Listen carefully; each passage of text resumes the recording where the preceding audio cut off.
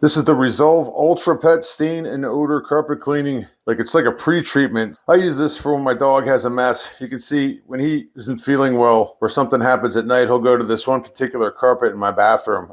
Luckily for me, it's just one spot. And I'll use this stuff to help pull the stuff out of the carpet. Now, for best results, you're going to want to hit the mess right away, which I haven't done here. You're going to want to spray it, let it soak for about 5 minutes, and then blot. In this case, I'm on a bathroom mat. If you're on your carpet and you're concerned about doing something to your carpet, you're going to want to test a small area but first to make sure it doesn't change the color of your carpet. That's really important. So just do a small area before you go fully haywire on it. This is a 32-ounce bottle. Should last a while. It's got your on-off typical spray bottle on here. So let's just spray this. We'll let it soak.